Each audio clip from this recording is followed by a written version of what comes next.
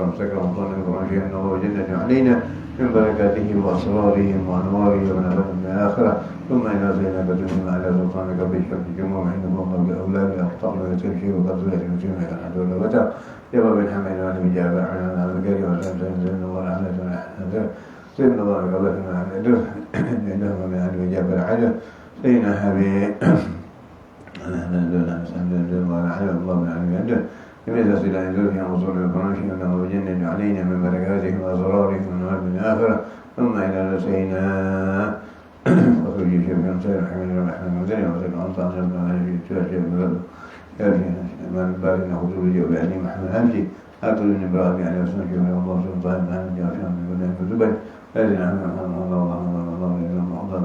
الله أذن حبيب الله رحمتك مكان الخير الله مكان الفقه إن محمد الفقه زين حبيب الفقه زين حبيب الله المشاطر المشاطر زين حبيب المهاجر الحاجي إن المهاجر الحمد في عبد الله محمد الحاجي إن المهاجر بذكر وزين حبيب أما بنت الحمد محمد سين حبيب من العاجي كريم عبد الحاجي إن حبيب محمد أحسن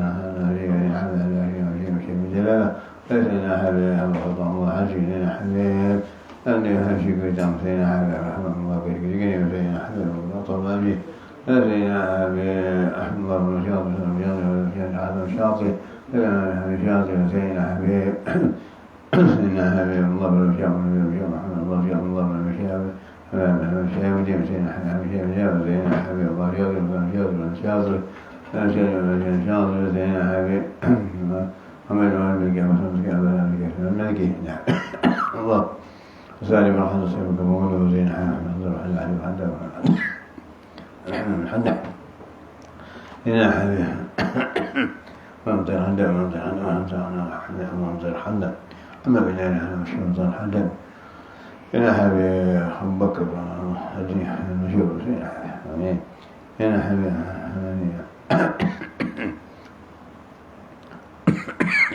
هنا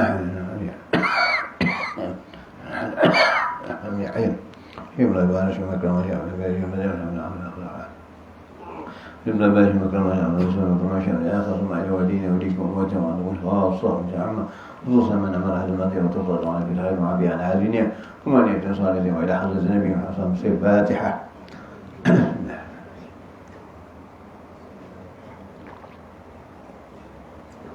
الحمد لله الرحمن الرحيم مالك يعني المغضوب عليهم ولا الضالين آمين.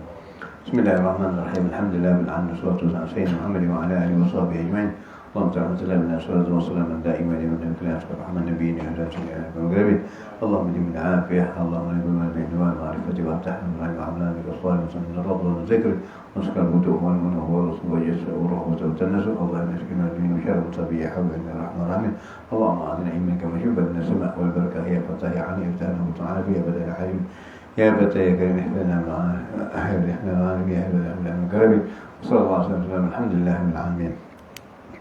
اللهم صل وسلم وبارك عليه وعلى آله يا سيدي يا رسول الله يا من له جاء عند الله إن المسيء قد جاءوا للأنبياء يستغفرون الله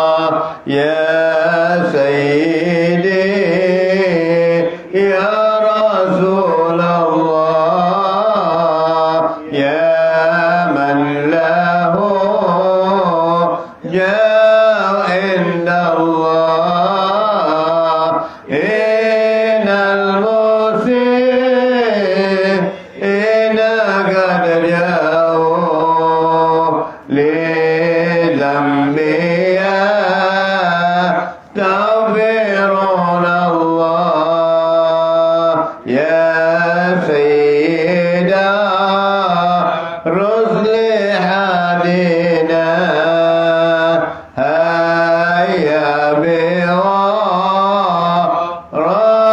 إلينا الآن يا إمة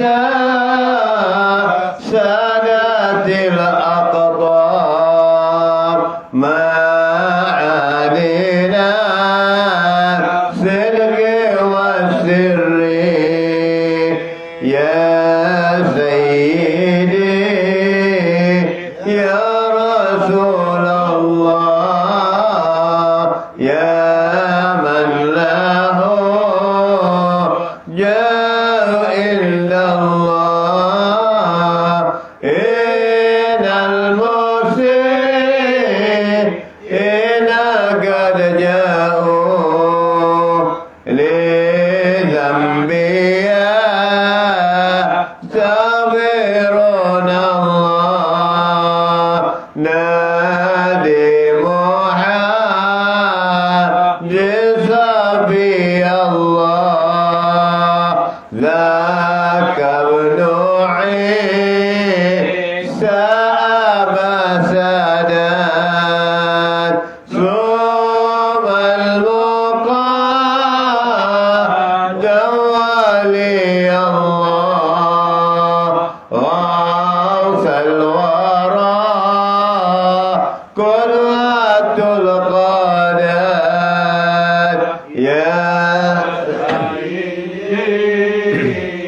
يا رسول الله يا من له جاء إلا الله إن المسيئين قد جاءوا لذنبي يستغفرون الله ثم الوجه لدين الله صقفنا خارق العادات السيد كامل الأواب العذر مدحر الكتر يا سيدي يا رسول الله يا من له جاء عند الله إن المسيئين قد جاءوا لذنبي يستغفرون الله قوموا بنا واكشفوا عنا يا سادتي هذه الأصوات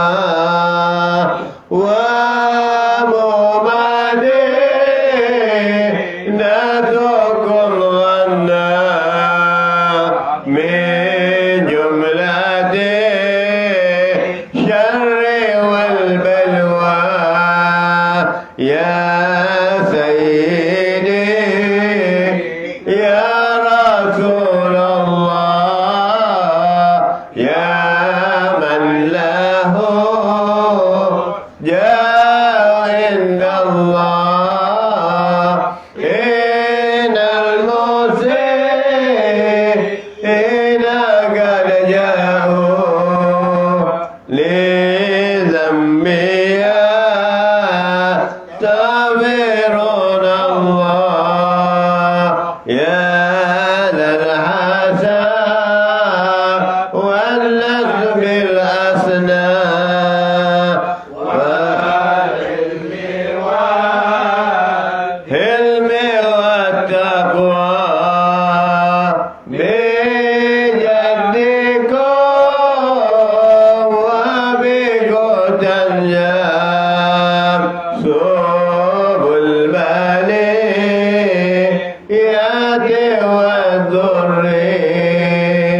Ya Sayyidi Ya Rasulullah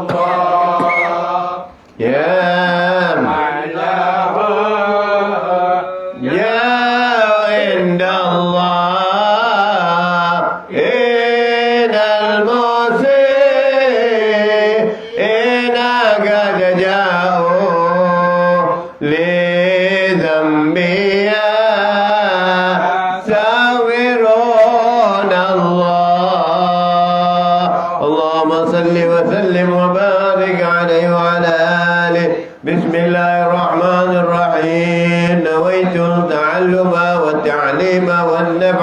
والانتفاع والمذكرة والتذكير والإفادة والاستفادة والحث على التمسك بكتاب الله وسنة رسول الله صلى الله عليه وسلم ودعاء إلى الهدى ودلالة على الخير وابتغاء وجه الله ومرضته وقربه وثوابه ولا حول ولا قوة إلا بالله العلي العظيم وصلى الله على سيدنا محمد النبي الأمي وعلى آله وصحبه وسلم والحمد لله رب العالمين.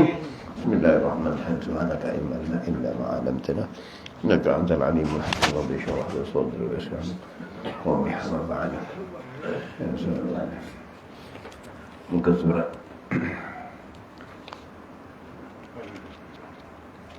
tak silap saya muka surat 59 bagi yang jauh betul? Betul tak? Ya ini irtafa'ati irtafa'ati kan kalau Rasulullah irtafa'ati betul.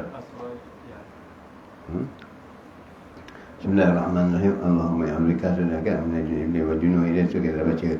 Maknanya tadi orang yang kemudian itu adalah berkata Allahumma inni a'udzubika minal iblisi wa junudih. Maka bawahnya apabila berkata akan dia saya tiada memberi mudarat oleh iblis akan nahlah. Ini maknanya akan merudak kepadanya. Maknanya dalam salatnya dan sebagainya. Bismillahirrahmanirrahim. Qala radhiyallahu ta'ala wa nafa'ana bihi. Qala sallallahu alaihi wasallam irtafa'atil masajidu syakiyatan min ahliha alladhi la yatakallamuna fiha bikalamid dunya fatasqab liha malaikatu fazaqulu irhamni faqad bu'isna bihalakihim. Itu sampai itu kan, betul kan? Dan sabda Nabi SAW, terangkat segala masjid pada hal mengadu ia yakni kepada Subhanahu wa ta'ala daripada ahli yang berkata mereka itu di dalamnya dengan perkataan dunia, maka ia berhadap apa akan dia oleh malaikat dan berkata mereka itu bahaginya kembali olehmu, sesungguhnya telah dibangkitkan akan kami dengan membinasakan kamu. Wa qala sallallahu alaihi wasallam man asraja sirajan fil masjidi biqadri ma yaduru fil ma'aini lam yatazal malaikatu tastaghfiru lahu ma dama zalika dawi fil masajid dawu fil masajid. Dan sabda Nabi SAW, barang siapa pasang pelita di dalam masjid dengan kadar barang yang ni kita dah baca kan? Belum barang yang berkeliling pada mata, dan saya sentiasa malaikat meminta ampun baginya selama berkekalan. Dan demikian cahaya itu menjadi. Jadi dua perkara ini yang kita bahaskan. Ini pertama, orang yang berkata-kata dalam masjid, masuk dalam masjid, bincang pasal dunia, bercakap pasal dunia. Duduk aja dah habis masjid, dah habis salat. Yang aneh, yang itu sedih, pertama habis salat duduk di dalam perkarangan masjid dengan menghisap rokok dan sebagainya. Ini yakni tidak menghormati masjid, walaupun masih di luar, tapi tidak menghormati masjid. Kerana masjid itu rumah Allah, masjid itu Baitullah, rumah Allah. Jadi tak menghormati rumah Allah. Seumpama begini, satu orang yang kita segani bila nampak orang tu datang tengah hisap rokok, dijampak. tinggalkan. Ini rumah Allah. Ini rumah Allah lebih besar daripada orang ini. Tapi tak pernah merasakan malu dengan Allah Subhanahu Wa Taala. Isap campak pula butung kat dalam parit masjid. Berbual dengan masjid. Ini kata Allah Taala, Nabi SAW yang saya terangkan kemarin, Nabi menjadikan seekor jengking yang besar, dan dalam jengkaman jengking itu termasuklah 12 orang yang telah diriwayatkan dalam hadis. Salah satunya termasuk orang yang berkata-kata dalam masjid hal dunia. Ini salah satu orang yang dijengkam oleh jengking di yaumul kiamah. Jadi ini berbahaya. Jadi ternyata masjid jangan nak cerita hal dunia, keluar daripada masjid cerita hal dunia. Begitu juga dengan majlis-majlis maulid, majlis alim. Bagaimana ada yang dalam masjid maulid, terutama sekali kita sedih dalam maulid Nabi SAW. Kenapa kita sibuk dengan hal ambil tengok telefon lagi, masih lagi WhatsApp ni sebagainya. WhatsApp tak ada, WhatsApp aja dia. Kita nak kena masuk masjid ini, nak wash out, nak buang kotoran-kotoran. Jadi maulid Nabi itu wash kita punya hati, kotoran-kotoran hati. Kalau WhatsApp dia naik terus up tambah dosa. Tapi kita nak wash out, kasih buang dia punya dosa-dosa ini. Jadi kata Syekh Abdul Bari, barang siapa yang memikir perkataannya atau sebagainya tatkala membaca maulidin Nabi SAW, dia berbual berkata-kata dengan sahabatnya, adalah lebih baik dia keluar dari majlis itu, kerana dia fikir perkataannya lebih baik atau WhatsApp yang ditengok itu lebih baik dari mendengar maulid Nabi SAW. Jadi keluar kata dia. Kalau tidak, kau padamkan atau kau lupakan sebentar, kerana setelah itu kau nak berkata dengan teman setelah hari maulid, hilang sampai tengah malam mudah apa. Tapi waktu majlis matilah. Kerana bagaimana dikatakan Imam Dibai berkaitan dengan Abu Ali bin Habsyi, setiap maulid dihadiri oleh Nabi SAW. Cuma kita melihat atau tidak aja roh Nabi SAW. Bahkan ada yang mengatakan minal yaqadhah, Nabi datang kalau kita kelihatan. Dan keharumannya itu kita rasai. Keharumannya Nabi SAW itu kita, kenapa kita tidak rasai? Kerana dosa kita banyak. Kita bakar buhur yang wangi. Bahkan Rasulullah SAW wajah baunya lebih bau, lebih wangi daripada buhur dan sebagainya. Tapi kita tak merasakan, kita tak menikmati. Sebab kita khayal dengan hal-hal yang mengasyikkan tentang dunia.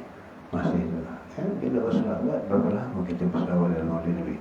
Ini kata Habib Ali bin Muhammad Al-Afi, apabila mula dibaca maulid itu, hadirnya Rasulullah SAW. Begitu juga kata Imam Ad-Dibai. Imam Ad-Dibai dia mengatakan, lahu bija ma'alam yakul di mahala qiyam hadir Nabi SAW. Ini pernah terjadi waktu Buya saya Muhammad Maliki dan ayahnya saya Alwi bin Abbas Al-Maliki berziarah ke suatu tempat. Saya di Mesir dan melihat satu orang yang di dalam majlis maulid berdiri, tidak duduk-duduk. Daripada mula maulid sampai habis maulid dia berdiri. Ini menjadikan mereka, Buya dan ayahnya heran. Kenapa orang ini terus berdiri, tak duduk-duduk sampai selesai maulid? Jadi setelah itu Abu Ya ingin mengetahui siapa orang ini. Akhirnya beliau dan ayahnya bertanya siapa orang itu, ditunjukkan rumahnya. Maka Abu Ya dan ayahnya pergi berziarah kepada orang ini. Saat dibuatkan masuk, duduk dan semuanya, ditanyakan satu persoalan, kenapa kamu daripada awal maulud sampai habis maulud kamu berdiri? Dia kata, wahai Abu Ya, sebenarnya saya ini tak kisah dengan maulud. Saya tak pedulikan maulud. Apa maulud pun saya tak ada kisah, saya tak ambil berat. Dan pada satu malam saya bermimpi Rasulullah SAW di dalam majlis. Rasulullah Rasulullah mendatangi seorang. Bila dia sampai ke bahaya, dia berdiri dalam sampai kepada Rasulullah orang itu disuruh berdiri. Dan apabila sampai Rasulullah kepada saya, Rasulullah duduk engkau. Rasulullah telah melewati saya dan kemudian Rasulullah terus kepada yang lain. Begitulah. Dan saya tersedar. Bila saya tersedar, saya mendapati saya tak boleh bangun. Saya sakit. Saya tak boleh bangun. Saya sakit yang luar biasa. Dan alhamdulillah saya punya uang. Saya teruskan ikhtiar berobat. Tapi tak juga sembuh. Akhirnya saya berazam dengan tekad yang mungkin kesilapan saya dalam maulid, tidak pernah memuliakan maulid dan sebagainya. Akhirnya saya mengambil keputusan, jika saya sembuh, saya akan berdiri dari maulid ini daripada awal sampai akhir memuliakan Rasulullah SAW. Begitu saya punya niat, malam itu saya bermimpi lagi. Saya didatangi oleh Rasulullah menghadir satu majlis dan mendatangi kepada saya dan mengatakan, ya fulan, bangun kamu. Bila saya sadar dari mimpi, saya bangun dalam keadaan saya segar bugar dan baik sakit. Dari mulai hari itu saya berazam di mana ada majlis maulid saya akan berdiri dari mula sampai akhir menghadiri mati kehadiran Rasulullah sallallahu alaihi wasallam. Ini bagi siapa yang merasakannya. Apa lagi mulut itu dibuat di masjid, apa lagi mulutnya. Tapi kita dalam maulid kita berpandangan bercampur enak dan sebagainya. Kita gauli semuanya. Ini kesilapan kita. Bahkan dalam masa maulid kita tak pernah seronok. Kita lagi main WhatsApp dan sebagainya. Tinggalkan. Itulah sebab katanya Syekh Abdul Bari Al-Ajrus mengatakan, kalau kamu rasakan perkataan maulid itu lebih baik dari perkataanmu, kamu teruskan dalam majlis. Kalau tidak, kamu keluar dan berhenti dan keluar dari majlis. Inilah. Kerana orang yang merasai kenikmatan dalam menghadiri majlis maulid Nabi sallallahu alaihi wasallam. Itu nikmatnya. Begitulah tadi, apabila di dalam masjid jika menghadiri majlis-majlis seperti ini, hormatilah. Dan jangan dalam maulid kita lagi membacakan kisah dunia, membahas kisah dunia, membesarkan menceritakan kisah dunia dan sebagainya. Tinggalkan sementara berapa lama. Kalau ada perniagaan, ada apa perniagaan dan sebagainya, sebentar. Bukan lari. Kalau rezeki kamu, tetap rezeki kamu tak akan pernah lari. Tapi kita dalam keadaan yang begitulah, kita selalu gentar dan takut. Maka setelah itu kata Rasulullah SAW lagi dalam satu hadis lagi, iaitu berkenaan dengan orang yang menghidupkan pelita masjid. Dulu nak masjid pakai pelita, jadi dihidupkan pelita itu. Dan selagi, dan kalau sekarang pakai elektrik dia masuk tok terang.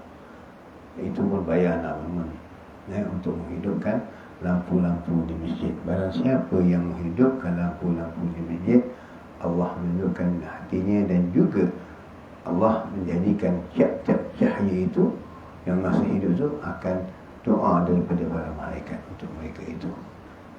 Mencahaya. InsyaAllah dalam kubur begitu yang dikatakan oleh Syekh Abu Madian, Sayyidina Abu Madian kepada muridnya, hidupkanlah lampu-lampu di masjid. Bagaimana akhirnya seorang muridnya mengambil bahagian dalam satu masjid yang mana ada 1000 lampu yang betul dihidupkan. Beliau setiap malam membuatkan perkara itu, menghidupkan masjid. Dan akhirnya terus menerus kebijakannya. Dan apabila meninggal, Allah berikan cahaya di wajahnya dan dia di kuburannya. Ini kerana menghidupkan masjid. Jadi orang tahu masjid surau atau masjid dah terbuka. Hari ini kita lalu je masjid. Dia tak buka, alhamdulillah, balik rumah mayang lagi baik. Tak pernah rasa nak. Apalagi kita qaryah masjid, kita tinggalkan tempat kita. Kita tinggalkan tempat kita. Hidupkan yang dekat dengan kita. tunjukkan yang dekat dengan kita dahulu. Bagaimana kita bersedekah, kita bantu karamah kita dahulu. Begitu juga hidupkan karya kita dahulu, baru kita karyakan karya orang lain. Jadi masjid rumah kita gelap tempat orang terang. Itulah dia. Itu yang kita kerugian. Mana macam kata perbatah Melayu, maknanya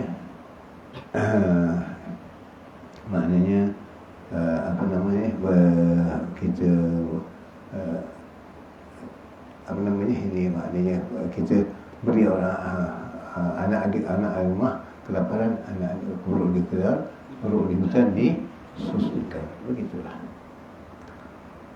kita kita diambil keberkahan, ambil hidupkan dahulu. Jadi kemudian kata Nabi SAW lagi, qala Nabi SAW,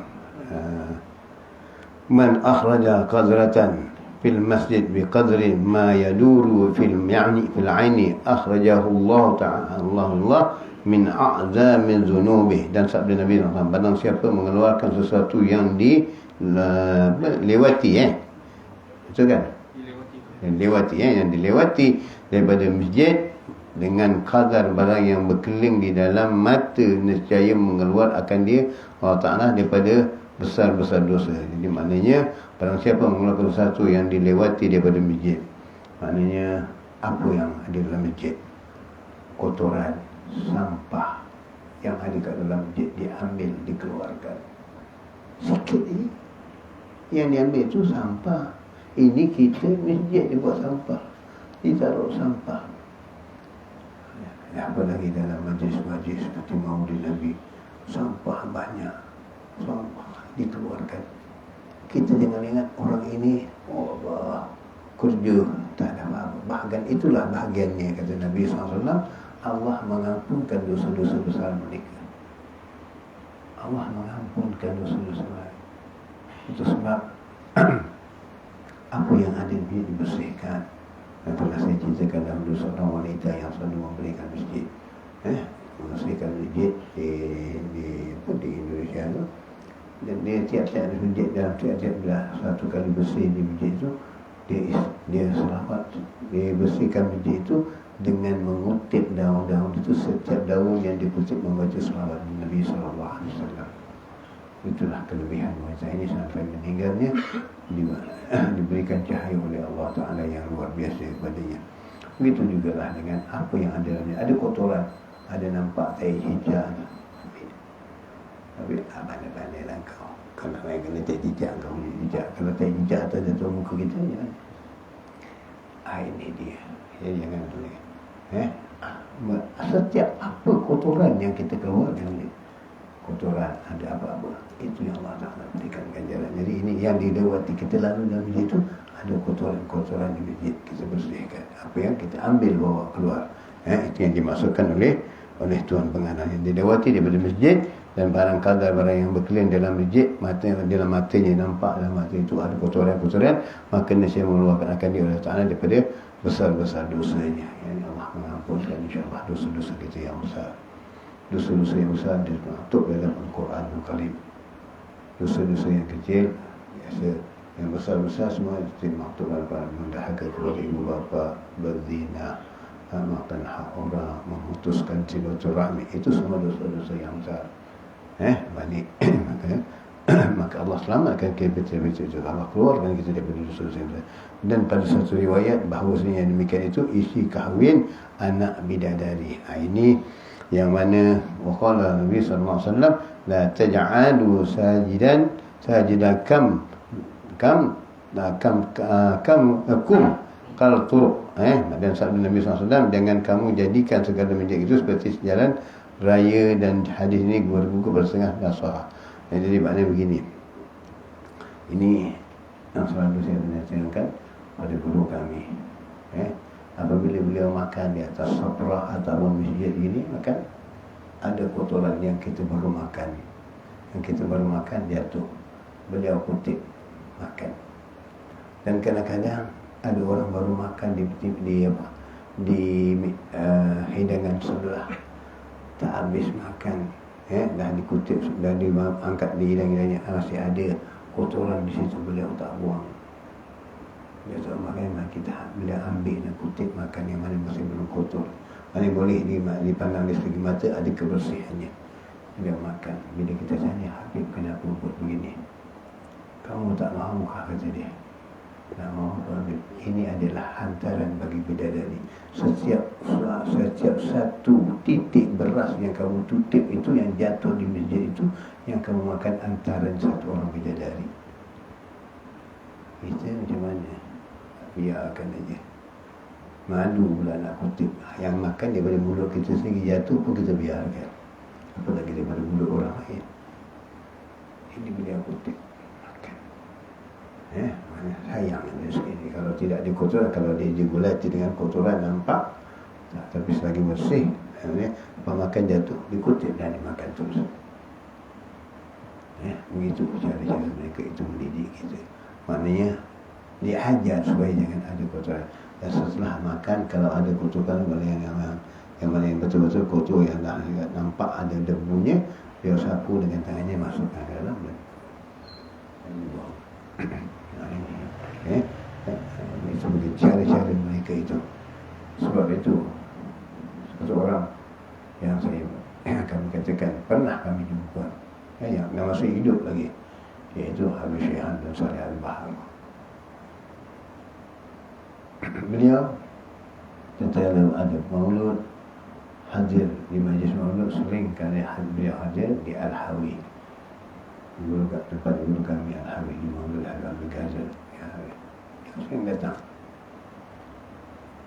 Dan beliau datang bukan naik di atas. Habib Syihan bukan naik di atas. Orang kenal dan maklum Habib Syihan ini. Beliau bersama bukan duduk di atas dalam majlis. Bahkan apa yang dibuat oleh Habib Syihan, setelah habis maulid, beliau orang yang tarik kotoran-kotoran sampah semua dimasukkan dalam tempat sampah, beliau buang.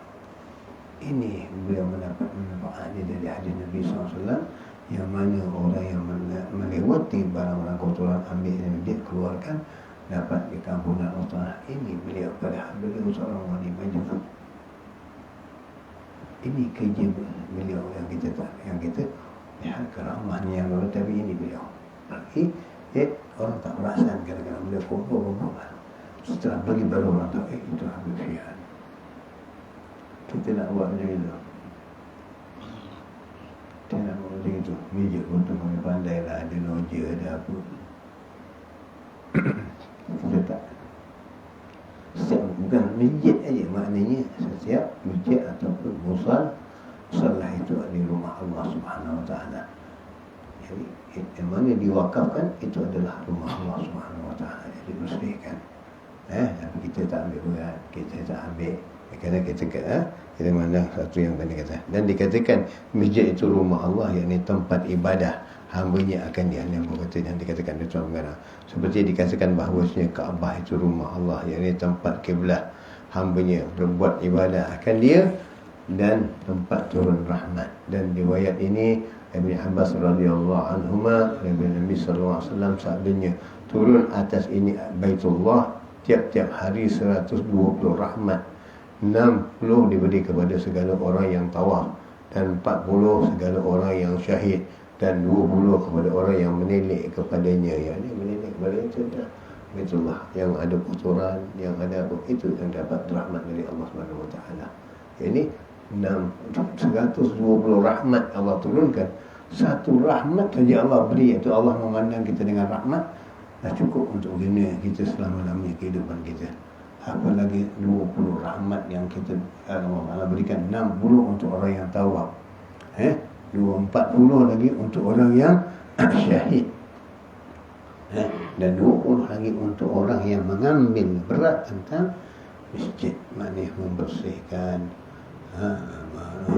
Ini apa yang penting masjid, seperti walaupun dikatakan tandas, maknanya bersihkan tandas untuk kegunaan orang yang datang masjid dan adab datang masjid. Itulah kata setengah orang yang bijak pandai mengatakan, sepatutnya masjid ini diberikan tempat orang yang beradab.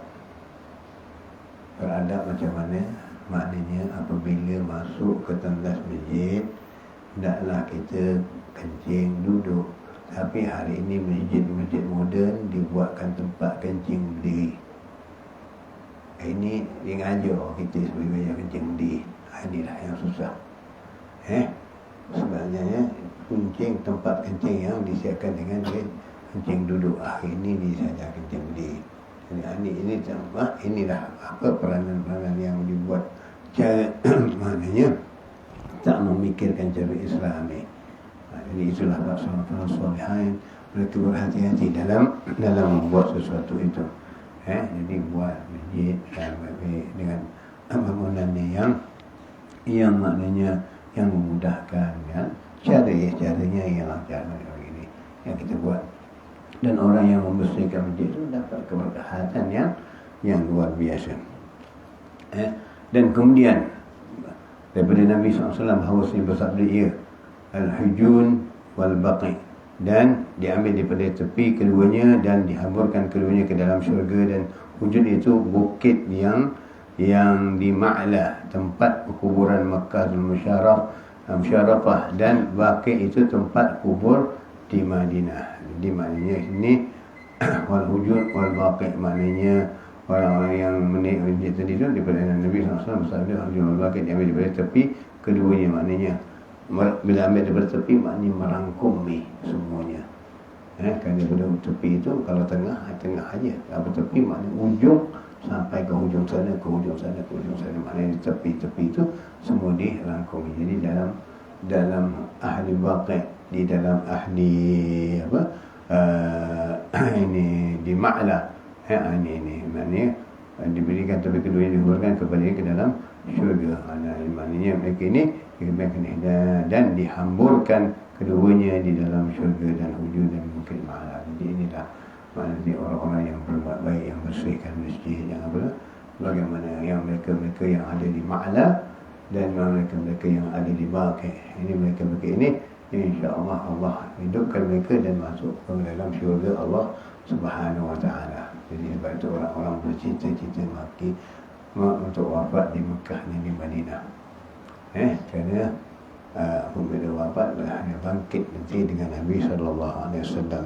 Tapi kebangkitannya adalah sebelum dibangkitkan oleh orang yang lain, dibangkitkan Nabi sallallahu alaihi wasallam. Apabila telah tergulung dunia ini semua telah tenggelam, dah habis, kiamat dah sampai, kemudian Allah memerintahkan kepada Jibril, ya Jibril, bangkitkan manusia yang pertama, yaitu Rasulullah sallallahu alaihi wasallam. Jibril mencari di mana aku akan pasti mengenal makam Rasulullah, kerana dunia dah rata semuanya. Di mana akan ku dapati? Akan ku dapati makam Rasulullah sallallahu alaihi wasallam. Maka melewati Jibril melewati bumi ini, melalui keliling sampai Jibril melihat satu cahaya tegak keluar dari situ. Maka tahulah Jibril bahawa di situlah adalah kuburan Nabi sallallahu alaihi wasallam, dan manusia yang mula dikeluarkan dari bumi, bangkit ke bumi adalah Nabi sallallahu alaihi wasallam. Dan apabila keluar Nabi sallallahu alaihi wasallam dari dibangkitkan keluar dari kuburnya, apa yang dibuat? Yang ditanya, mana umatku? Lihat Nabi SAW cinta kepada umatnya, dihidupkan, dikeluarkan dari kuburan, tak tanya keluargaku, sahabatku, tidak tanya, ditanya mana umatku. Apa kata malaikat Jibril? Ya Tuhan orang yang pertama baru dihidupkan oleh Allah Ta'ala. Setelah itu baru nanti Allah Ta'ala akan menghidupkan yang lain. Tuhan ada orang yang pertama. Begini sayang Nabi kepada semua, kepada kita. Bagaimana kita? Bagaimana kita kena kasih sayang dalam mulut berbual, bersenda, bergurau, bertepuk tampar. Diperhatikan kalau ada Nabi seperti kata Habib Abdullah bin Faqih, saya Abdullah bin Faqih, dan juga Al-Habib Abu Bakar bin Al-Atas. Habib Abdullah bin Faqih sekali bila mengadakan maulid Nabi SAW, begitu juga Habib Abu Bakar bin Al-Atas waktu mengadakan maulid Nabi SAW, membaca maulid, dilihat Rasulullah SAW berdiri di luar. Masa qiyam berdiri Nabi SAW di luar.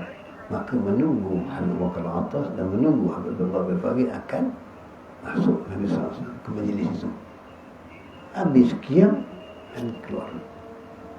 Terus Nabi SAW jalan meninggalkan majlis. Begitu berlari Habib Allah bin Fagih, Abdullah bin Abdul Ghani bin Fagih yang di Surabaya nya. Dan begitu juga dengan Habib Abu Bakar atas mengenai Habib Ali Afi lari mengejar Rasulullah. Ya Rasulullah, kenapa tak masuk dalam majlis maulid kami? Kenapa kau tinggalkan? Kau datang di luar, kemudian kau tinggalkan. Kenapa tak masuk dalam majlis kami? Apa kata Rasulullah? Apa kata Rasulullah? Di dalam majlismu ada orang yang membawa puntung rokok. Kanisa bawa puntung rokok aja, Rasulullah tak masuk. Itu. Di dalam majlismu ada orang yang bawa puntung rokok. Jadi begitulah dulu kami apabila menghadirkan maulid, mengingatkan manusia dilarang merokok, dan kalau boleh tinggalkan puntung untuk kotak-kotak rokok itu di luar. Bagaimana kasyafnya Habib Ali bin Muhammad bin Syahab, satu orang yang menziarah Habib Ali bin Muhammad bin Syahab. Kalau melihat Habib Ali bin Muhammad ini orang yang kasyaf, maka beliau seorang perokok letakkan rokok di bawah tangga tempatnya Habib Ali bin Syahab di rumah, taruh di bawah tangga itu. Kerana segan nak bawa rokok masuk Habib Ali bin Syahab. Kemudian dia datang menziarah bersalaman dengan Habib Ali, duduk. Lalu bila nak pulang, apa kata Habib Ali? Ya fulan, jangan lupa yang di bawah tangga yang kau tinggalkan. Ya fulan, jangan lupa di bawah tangga yang kau tinggalkan. Apa? Rokok. Jadi sudah dia. Jadi ini. Jadi kalau kita fikirkan sedikit, maknanya dengan menghisap rokok satu kerosakan pada kita. Ini bawa hanya kotak rokok, bawa buntong rokok di dalam masjid. Waktu maulid, dah Rasulullah pun tak masuk. Macam mana kita? Rugi tak kita? Rugi tak kita? Kita baca maulid kerana apa? Kerana hendakkan kehadiran Nabi SAW. Begitu juga orang yang baca maulid untuk majlis perkahwinan.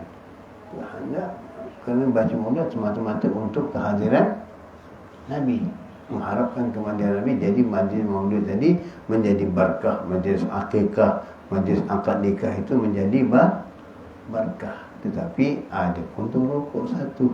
Yang keduanya ada percampuran antara lelaki dan wanita. Benda yang diharamkan oleh Nabi kita bawa dalam maulid. Macam mana? Baca maulid tapi angkat nikah pengantin perempuan tu kat depan. Ya, haram. Yang diharamkan kita buat, tapi mengharapkan kehadiran Nabi. Nabi tak akan hadir. Nabi tak akan hadir kerana kita buat yang salah.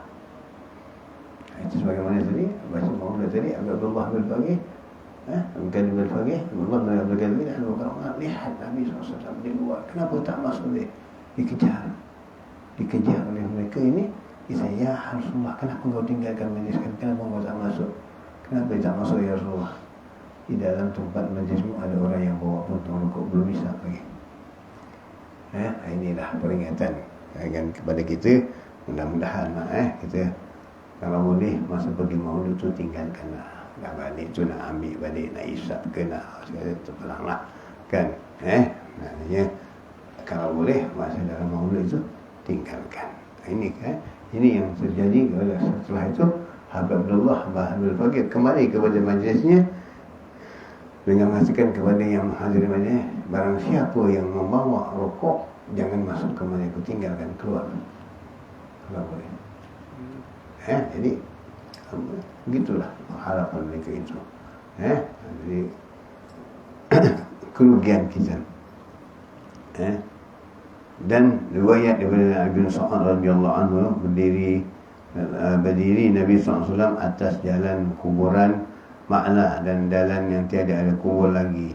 Pada ketika itu maka takdirnya membangkit Allah Ta'ala daripada ini tempat dan daripada ini tanah haram, 70,000 dan segala muka-muka mereka seperti bulan penuh purnama, masuk mereka akan syurga dengan tiada hisab,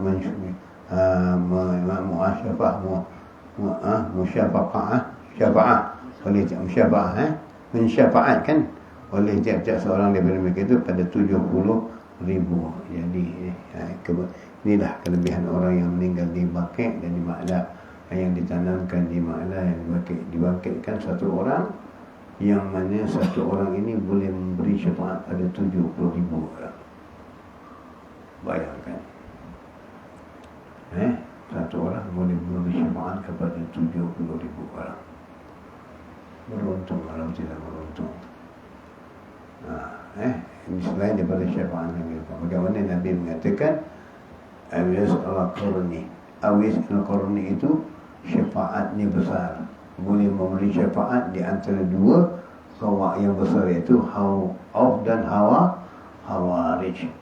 Boleh berikan dua syafaat yang besar kepada dua puak yang besar, iaitu Auf dan Hawarij. Berapa ratus ribu puak Auf dan berapa ratus ribu Hawarij. Itulah Awis al-Qarni, yang mana tidak terkenal di dunia tapi terkenal di langit.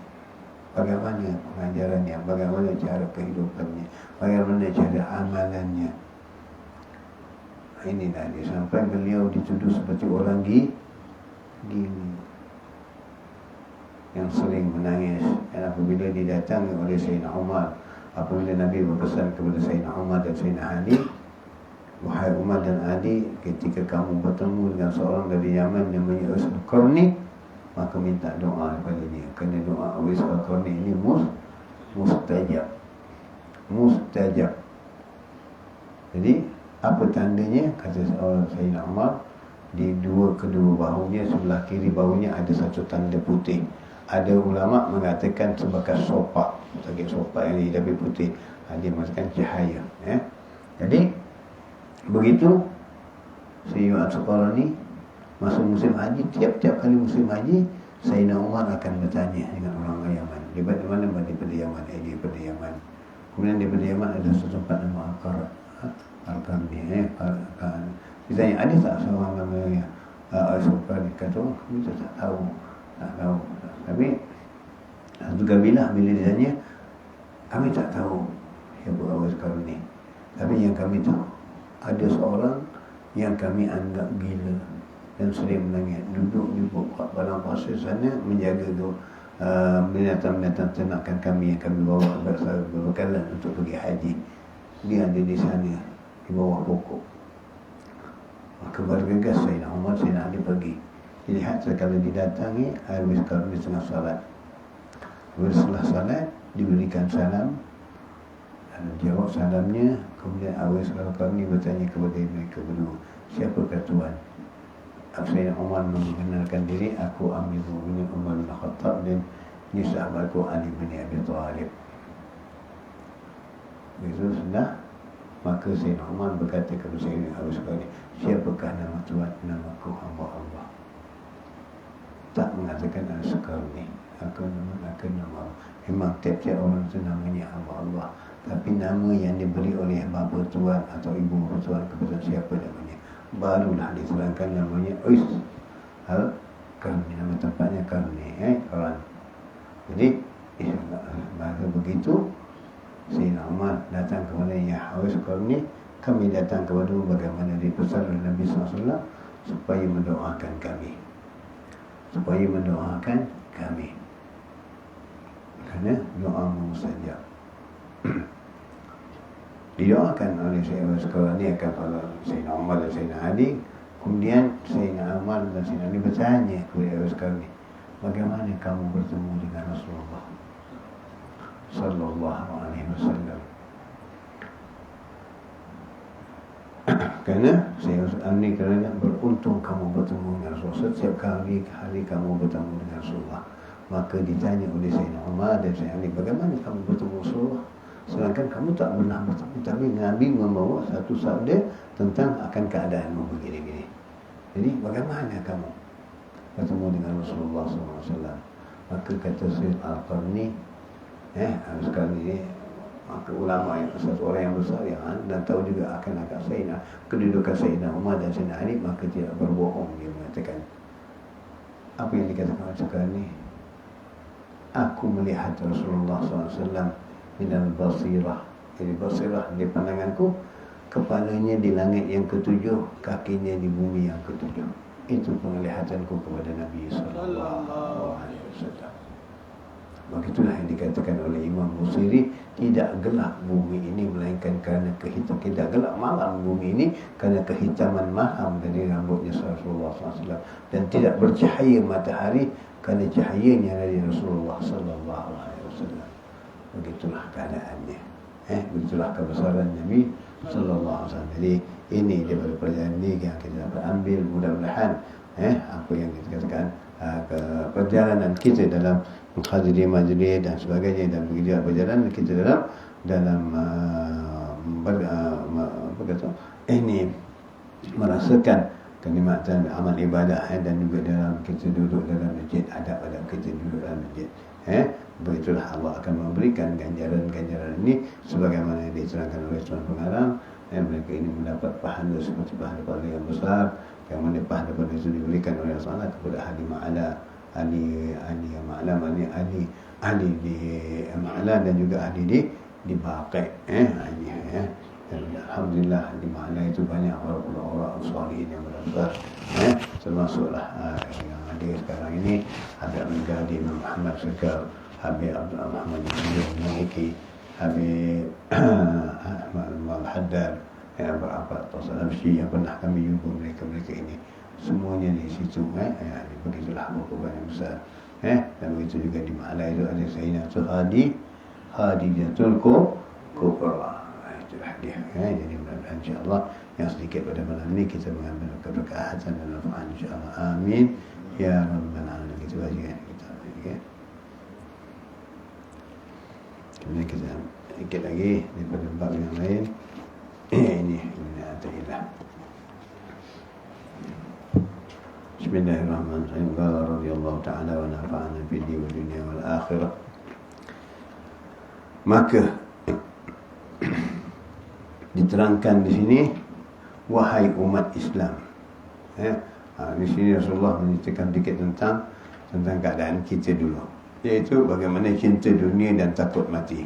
Jadi apabila cinta kepada dunia, tentu takut mati. Umar bin Khattab radhiyallahu anhu sangat memahami perjalanan Rasulullah SAW tersebut hingga diriwayatkan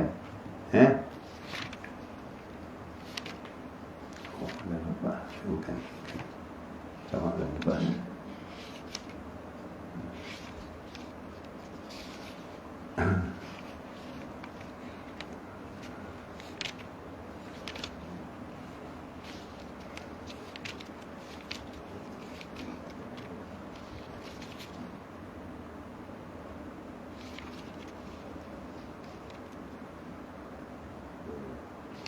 Ini dia.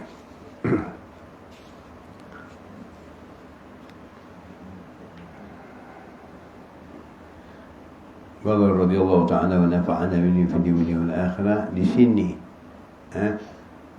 bagaimana diperhatikan perumpamaan yang diberi Allah Ta'ala kepada pada penghuni syurga, yang mana mereka yang bertakwa kepada Allah Ta'ala diberikan sungai-sungai yang baunya sangat wangi, dan sungai-sungai itu terbit daripada air susu yang tidak pernah berubah, yang dari air arah, yang mana peminumnya tak mabuk, yang terbit daripada air madu, dan juga air putih, air biasa yang tidak pernah rosak warnanya, dan seperti daripada air susu. Ini tentang air susu ini pernah terjadi di zaman Habib Abu Bakar Al-Adni. Sayyidina Abu Bakar Al-Adni ini adalah anak kepada Habib Abdullah Al-Idrus, yang mana Abu Bakar Al-Adni ini dididik dalam rumah awliya, yang mana tak mengenal erti mengumpat, tak mengenal erti asad dengki, kerana diajar dengan tarbiyah yang baik, tak tahu macam mana mengumpat, tak tahu apa itu hasad dengki, tak kenal langsung. Kita kenal semuanya. Kita kenal semuanya. Hasad kita kenal, dengki kita kenal, mengumpat kita kenal. kita belajar semuanya. Tapi beliau tak mengenal, tak tahu macam mana cara mengumpat, tak tahu macam mana cara hasad dengki, kerana tak dididik langsung dan tak ada hidup dalam keadaan yang begitu. Maka Sayyidina Abu Bakar ini apabila telah dewasa, kata ayahnya, ya Abu Bakar, tak boleh duduk ayam jantan dalam satu reban. Ayam jantan dalam satu reban. Sebab jika 2 ekor ayam jantan dalam satu reban, mesti berlaga. Mesti berlaga. Jadi sebaiknya aku di sini, kau keluar dari tarim. Sayyidina Abu Bakar ni keluar dari tarim. Maknanya carilah tempat lain, tempat baru untuk kamu buat tempat tinggal. Abu Bakar ni dia. Jadi maka Sayyidina Abu Bakar ni cari isyarat di manakah tempat tinggalnya yang baik, dipergi ke satu tempat, tak merasakan tempat tinggal yang maknanya yang boleh didapat sini. Dan akhirnya beliau masuk ke Eden. Dan Eden ini adalah tempat yang juga para ulama dan para wali. Para ulama dan para wali. Jadi mereka dengan orang Hadramaut ataupun orang Tarim memang tak berapa senang. Orang ada Eden ini tak berapa senang. Walaupun mereka ini wali, kedudukan mereka ada yang wali, tak berapa senang. Melainkan kerana kewujudan ataupun kekeramatan orang-orang Tarim ini luar biasa. Jadi untuk mereka menerima orang-orang dari Tarim masuk ke Eden, mereka berikan syarat. Apa syaratnya? Ya Abu Bakar, jika mahu masuk kamu ke Tarim, ke Eden, tunjukkan keramatmu. Kata Sayyidina Abu Bakar, macam kata kita, okey, boleh. Macam gitu. Kata Sayyidina Abu Bakar, ya, boleh. Maka kata Sayyidina Abu Bakar, sebelum aku tunjukkan keramahmu, tunjukkan keramah kau dulu. Tunjukkan keramah kau. Maka orang-orang yang ulama, yang Tarim, yang awliya-awliya menunjukkan keramah mereka, yang mana dari bumi keluar ini, yang menunjukkan daripada keadaan mereka boleh mengubah sesuatu. Apa keramah mereka yang mereka tunjukkan kepada Abu Bakar ini. Dah habis ditunjukkan, sekarang kamu tunjukkan keramahmu pula ya Abu Bakar, supaya kami boleh mengizinkan kamu masuk ke Eden. Kamu penduduk bumi dan keramatmu hanya di bumi. Tetapi aku, kata Abu Bakar ini, penduduk bumi, tapi keramatku melewati langit. Aku boleh memerintah langit. Kamu hanya boleh memerintah bumi. Aku boleh memerintah langit. Maka kata Abu Bakar ini, ya sama syubbal laban walad Abdullah dakhala al-adan. Ya sama syubbal laban walad Abdullah dakhala al-adan. Wahai langit, turunkan hujan susu kerana anaknya Abdullah nak masuk Adan. Begitu turun hujan susu dengan lebat. Dengan lebat ni bahasa saya tentang Al-Quran, saya bagi susu tadi, itu susu dengan lebat. Yang lebat sekali. Dan pada ketika itu ada seorang Inggeris yang waktu zaman Habib Abu Bakar Ani itu, beliau itu ada orang Inggeris yang datang ke Eden, berziarah ke Eden. Maka beliau masukkan air susu tadi di sana, dimasukkan dalam satu botol, dan beliau pulang ke British, ke London, bawa air itu. Dan hanya beliau simpan air itu sampai puluhan hari. Air itu tidak busuk dan tidak basi. Jadi heran. Dan timbul rasa keheranan beliau tentang air susu itu, kerana air susu itu adalah air susu dari syurga. Bagaimana yang katakan tadi, jadi berapa hari, berapa bulan disimpan tak usah. Dan akhirnya kerajaan British, kerajaan London ni, British mengambil dari beliau akan air susu itu dan diletakkan di Museum London dan masih ada sampai sekarang. Air susu itu tidak berubah dan tidak rosak. Air susu itu tidak berubah dan sampai sekarang. Dari zaman Abu Bakar Al-Ni sampai sekarang dekat 800 tahun tuan. Air susu itu masih tetap wujud begitu dan tidak rosak. Ini pernah boleh diberitahu oleh saya. Ya, wallahualam kata kita sampai lagi ke Museum London. Tapi ini pernah diberitahu saya oleh Habib Hasan bin Muhammad bin Salim Al-Mu'affaz. Kalau beliau pernah berziarah ke sana dan lihat akhirnya beliau terlihat ini apa? Inilah air susu dari zaman Abu Bakar Al-Ni katanya. 800 tahun lebih air susu tak rosak. Lihatlah, kita banyak minum susu basi. Itu dia. Jadi ini dia kelebihannya sampai begitu sekali. Inilah perkara dan begitulah Allah Ta'ala menjanjikan syurga itu dialiri oleh empat sungai, yang mana 4 sungai itu terdiri dari huruf Bismillahirrahmanirrahim. Itulah yang mana kata dalam Isra Mi'raj Nabi SAW, Nabi melihat satu kubah putih yang amat besar. Yang amat besar kubah putih itu. Kata Nabi, ya Jibril, kubah putih ini dibandingkan kebesarannya seperti satu jarum yang ditampak di Bukit Uhud. Itulah perbezaannya. Seperti satu jarum yang dicampak di Bukit Uhud. Maka Nabi hampiri, Nabi melihat kubah itu, Nabi hampiri kubah itu dan Nabi tanya kepada Jibril, siapa penjaga? Ada malaikat yang menjaga di kubah itu. Rasulullah sampai, ada malaikat yang menjaga kubah itu di pintunya. Nabi mengatakan, bolehkah aku masuk? Kata malaikat, boleh. Kata Nabi, minta kuncinya supaya aku dapat masuk. Kata malaikat, kuncinya ada pada Tuhan. Kunci ubah ini, pintu ini ada pada Tuhan. Kuncinya ada pada aku. Ya, apa dia? Iaitu Bismillahirrahmanirrahim. Bila dibaca Bismillahirrahmanirrahim, terbuka pintu itu. Dan Nabi melihat 4 sungai yang mengalir dari huruf Mim. Dari huruf Mim, air susu. Daripada huruf Mim, daripada Ha'ul Rahman, mengalirnya air madu. Daripada huruf Mim, daripada Ar-Rahman, mengalirnya arak. Dan daripada huruf Mim Ar-Rahim, mengalirnya air putih. 4 air ini. 4 air ini. Nabi bertanya kepada Jibril, dari mana datang air ini? Dan ke mana pergi air ini? Jibril menjawab, ya Rasulullah, datangnya air ini aku tahu, tapi perginya air ini aku tak tahu. Itu pengetahuan Jibril. Datangnya dari mana? Datangnya dari telaga Kausar. Itu telaga ya Rasulullah. Tetapi perginya aku tak tahu di mana. Begitu besar, begitu nikmat ini.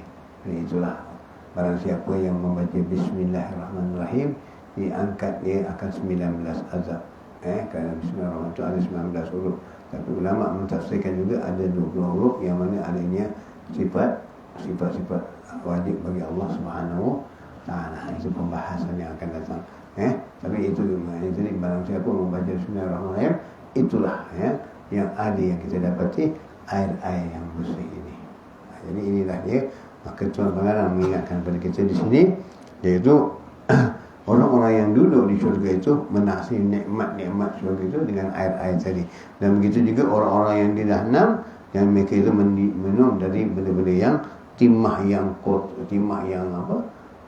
mengelenggak, yang masih memecahkan utus mereka, ataupun memakan buah yang dikatakan wazakum, yang mana berduri-duri. Kita tercucuk tulang je dah tak boleh telan. Ini kan duri-duri, bagaimana kita? Tapi mati dah tak ada waktu itu, disuruh telan terus. Itu dia.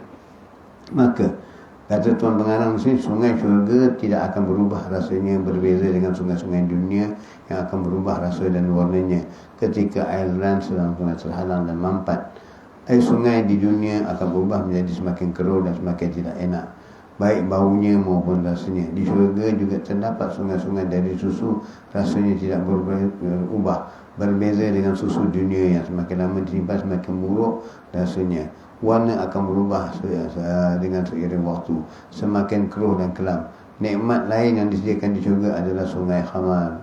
Ini dia yang dikatakan al-khamar, sungai khamar. Barang siapa yang meminum peminum arak di dunia, maka dia tidak akan merasa minum di syurga, arak di syurga. Jadi yang peminum arak, bertobatlah kepada Allah Ta'ala, insya-Allah akan dapat minum arak di syurga. Yang mana arak di syurga tak mabuk. Minum arak di sini mabuk. Minum arak di sini rosak akal. Hakiki kediaman ni kata orang. Merosakkan kepala akal kita. Yang disebutkan yang tidak merosakkan, mengganggu akal. Sungai lain adalah sungai madu dan murni, dan jika madu di dunia ini akan berubah menjadi semakin rosak, madu di syurga tidak akan berubah warna dan insya-Allah juga menekankan beberapa seksa yang sangat pedih dan penghinaan kenisaan terhadap penduduk neraka. Jika engkau Muhammad melihat ketika mereka dihadapkan di neraka, lalu mereka berkata, andai saja kami dikembalikan ke dunia, kami tidak akan mendustakan ayat Tuhan dan menjadikan orang yang beriman. Inilah orang-orang yang dicampakkan Allah ke dalam neraka. Maka mereka mengatakan, ya Allah, kembalikan kami sebentar saja di dunia ini, kami akan beramal soleh. Tetapi dah tak ada lagi. Dunia apabila kamu dah mati, dah meninggalkan, tak akan boleh kembali ke dunia lagi. Jadi sebelum datang ajal, kembalilah kita kepada Allah Ta'ala. Bertaubatlah kita kepada Allah dengan dosa-dosa kita. Apakah dosa-dosa kita? Bertaubat kembali kepada Allah, mohon rahmat Allah, mohon belas kasihan Allah. Apalagi kita sekarang melalui tahun hijrah, ma'al hijrah, tahun baru. Azamlah dengan tahun baru. Kalau dulu tahun baru kita azam nak kumpul harta yang banyak, kita nak kumpul ini, nak kumpul itu. Tapi tahun ini azamlah kita membawakan amal ibadah. Kenapa? Kerana umur kita semakin meningkat. Umur kita semakin pendek, bukan semakin panjang. Umur kita semakin lama semakin singkat, bukan semakin bertambah. Umur perkiraan dunia 60, 70 bertambah dulu. Tapi dari segi akhirat, umurmu telah mula dipotong. Umurmu diberi Allah 80, dah 60 tinggal 20 tahun, 70 tinggal 10 tahun, 79 tinggal setahun.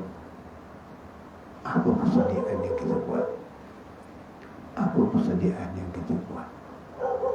Umur dari umur 60, kita umur 60, apa yang kita buat? Daripada mula lahir kita sampai ke umur 60, apa yang kita buat?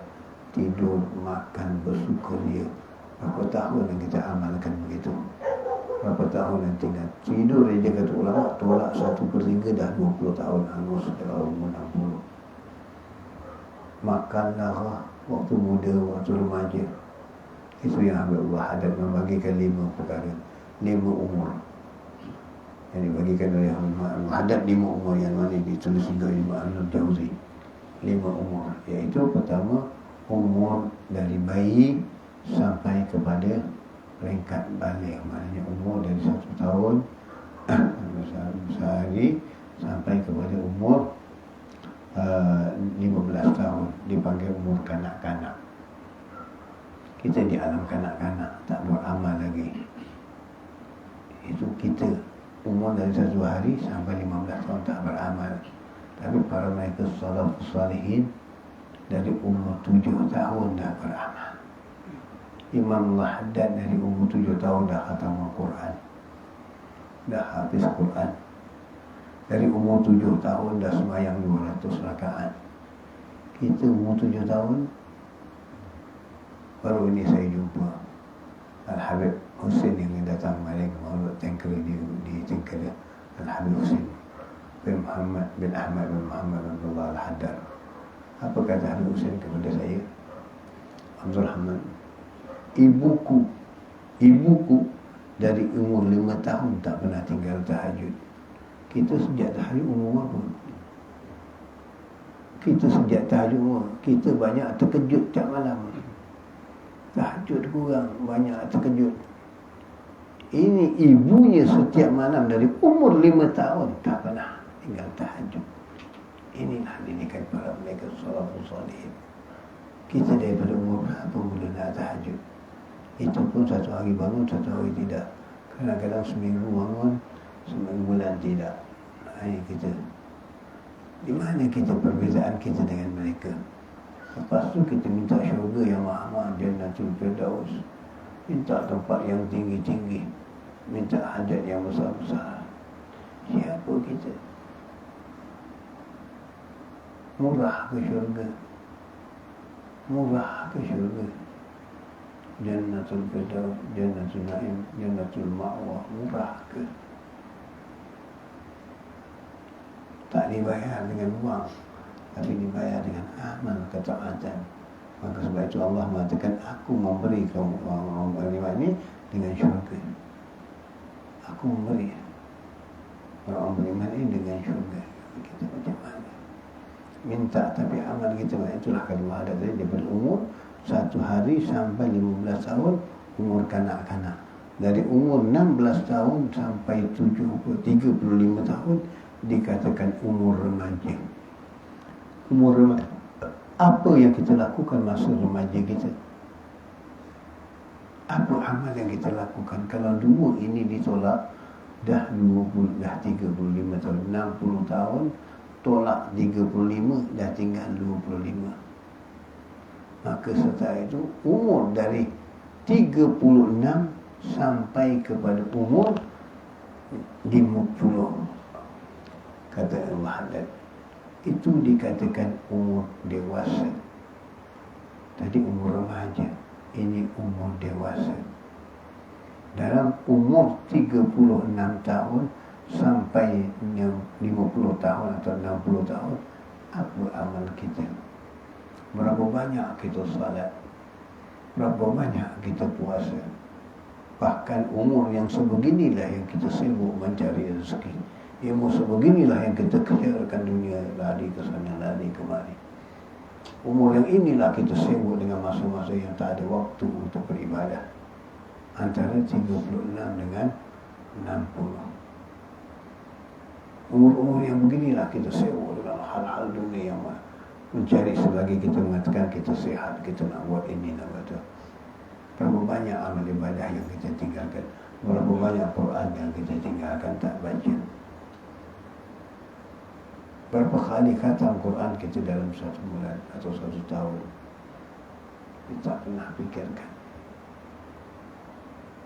Kemudian dari umur 61 kata Muhammad sampai kepada umur 70 atau 70 lebih sikit begitulah, dikatakan umur tua. Dah masuk peringkat tua. Umur yang peringkat tua ini, di mana kita? Masih ke dangdut, masih pergi beli nombor ekor, tak mampu bangun, dah tak boleh berjalan. Mat, aku tulis sikit mat ni nombor, tolong beli mat dekat kedai. Dah tak boleh bergerak pun boleh tulis nombor lagi. Masihkah kita begitu? Masihkah kita berhayal dengan itu? Masihkah kita tidak boleh mengobat penyakit-penyakit hati kita? Ini umur kita dah 70. Apa yang dah Tuhan Allah dah tunjukkan, uban dah keluar, gigi dah banyak hilang, tenaga dah mula berkurang, mata dah mula kabur. Apakah kita masih sibuk dengan dunia lagi? Inilah kata Habib Hussein yang kemarin bersyarah. Yang kita sambung sedikit daripada syarah beliau itu. Inilah baki umur yang kalau kamu amalkan, kamu manfaatkan untuk menebus segala amalanmu yang kamu telah tinggalkan 20 tahun yang lalu. Baki-baki inilah yang kamu ambil untuk kata orang kabrak. Macam kita selalu kata kabrak. Inilah kita. Ambillah umur-umur ini, jangan kamu persiakan lagi untuk menutup umur-umur yang telah lalu. Mudah-mudahan Allah terima amalmu. Mudah-mudahan Allah terima kita punya amal dengan yang sedikit ini ya. Maka itu sebabnya Allah sayang kepada umat Rasulullah, Allah sayang kepada umat Muhammad, maka diberikan ganjaran setiap Ramadan apabila bertemu dengan Lailatul Qadar, maka pahalanya Lailatul Qadar seperti 1000 bulan, khairu min alfi syahr. Kerana Allah sayang untuk kita beri kabar. Jadi kalau kabar yang selama itu 50 tahun tak pernah merasakan nikmat Lailatul Qadar, tak pernah merasakan nikmat sepanjang Ramadan beramal ibadah, kali ini tutuplah dengan amal ibadah, gantikanlah dengan ibadah supaya kita dapat. Bukan kita melihat. Kalau kita tak melihat, kerana kita memang banyak dosa, gelap hati kita, tak nampak. Tetapi sekurang-kurangnya di malam yang berlaku Lailatul Qadar itu, Allah berikan kita ganjaran itu. Di malam Lailatul Qadar itu Allah berikan kita, walaupun kita tidak melihat bagaimana turunnya malaikat, bagaimana bentuk awan, bagaimana anginnya, bagaimana wanginya, kita tak merasakan sebab kita banyak dosa. Tapi cukuplah dengan malam itu kita beramal, Allah memberikan kita ganjaran pahala sebanyak 83 tahun 10 bulan. Coverlah sikit. Jadi inilah dia, umur kita yang ini kita coverkan yang telah lalu. Kerana cinta Allah pada umat Muhammad. Sebab Allah tak mahu seorang pun dari umat Rasulullah SAW masuk ke neraka Jahannam. Maka dia berikan jalan-jalan demi ganjaran supaya dia ada umat Rasulullah yang masuk ke neraka. Itu yang diberikan oleh Allah Ta'ala. Tapi kita tetap mencari habuan untuk masuk ke dalam neraka. Inilah dia. Dan begitu juga umur yang tua tadi, setelah itu umur dari 80 lebih sampai ke 90, maka itu yang dikatakan umur tua bangka. Bila dah tua bangka, masih lagi tak insaf juga, masih lagi tak ini juga, persekitaran kita, kata ulama, berubah dari 40 tahun. Jika tabiat-tabiat 40 tahun tak berubah, wawak, kita mohon kepada Allah SWT beri taufik dan hidayah kepada kita supaya tabiat-tabiat itu ditinggalkan. Kerana 40 tahun itulah orang Barat mengatakan life began at 40. Tapi sebenarnya dari awal dah bermula. 40 itu dah dekat dengan kematian. 40 itu adalah puncak umur yang akan menurun untuk mendekatkan kita kepada kematian. Jadi inilah yang Tuhan mengingatkan kepada kita, jangan sampai mati kita orang-orang yang meninggalkan ajaran Allah, meninggalkan Rasulullah, dan kita merasakan penyesalan di hari kemudian dengan mendapat seksa-seksa Allah Subhanahu Wa Taala, di mana kita akan disiksa oleh Allah Taala dengan cara-cara yang bermacam-macam cara yang aneh-aneh, dimasukkan ke dalam neraka. Kulit kita menjadi hangus, lebur dan hitam dan diganti dengan kulit lain. Tetap juga amal, kerana tidak ada kematian, tidak akan merasai mati, bahkan merasakan azab mudah-mudahan. Itu Allah Ta'ala ingatkan kita untuk mengalami kita, mudah kita selamat daripada segala fitnah dunia dan fitnah kubur dan fitnah akhirat. Amin ya rabbal alamin. Kita sambung sedikit dari sini, muka surat 90 90. Qala radhiyallahu ta'ala wa nafa'ani bi dunya wal dunya wal akhirah. Jika engkau tekun melakukannya, maka engkau akan diliputi cahaya kedekatan kepada Allah Subhanahu wa taala, akan tercurah kepadamu ilmu makrifat, dan saat itulah hatimu akan terfokus kepada Allah Taala secara keseluruhannya. Sesungguhnya kekhususan hati kepada Allah akan jadi satu tabiat dan sifat yang kuat, hingga pada akhirnya engkau akan memaksa dirimu untuk menghadirkan kesedaranmu bersama-sama orang kala hal. Itu yang diperlukan. Jadi di sini saya terangkan sedikit. Bahkan biasanya jadi engkau tidak mampu menghadirkan diri, menghadirkan dari keadaan inilah timbul fana. Kerana ini timbul fana dan tenggelam kesedaran dari apapun selain Allah Ta'ala, dan juga hal-hal yang dirasakan oleh ahlilah. Dan inti dari itu semua adalah ketekunan menjalankan aktiviti ataupun ibadah disertai dengan upaya untuk hadir bersama Allah di dalam Allah di dalamnya. Jadi ini dia. Ini saya terangkan dulu sedikit biar faham. Mudah-mudahan tak salah faham dan tak salah jaga. Cuma saya terangkan, hari ini banyak orang yang betul, alhamdulillah bagus, belajar ilmu tarekat, belajar ilmu makrifat. Alhamdulillah, jalannya baik, bagus. Mengenal makrifat Allah Subhanahu Wa Taala bagus. Tapi dipesan oleh Tuan Pengarang yang kita baca dahulu daripada kitab yang utama ini tadi, dipesankan oleh salaf salihin, belajar 3 ilmu yang penting. Pertama, tauhid, mengenal Allah. Cukup dengan pengenalan Allah, mengetahui sifat wajib bagi Allah, sifat mustahil dan sifat harus. Tahu sifat wajib bagi Rasul, mustahil dan bagi harus, bagi sifat harus.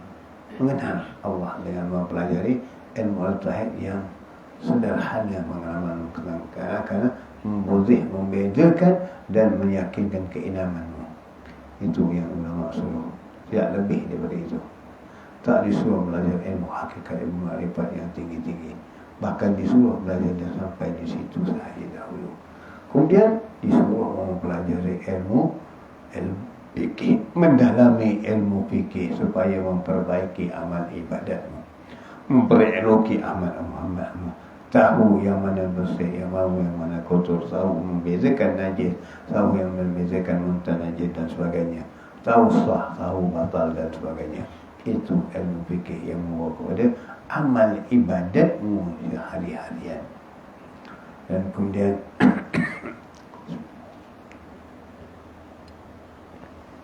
dianjurkan kamu mempelajari ilmu tasawuf.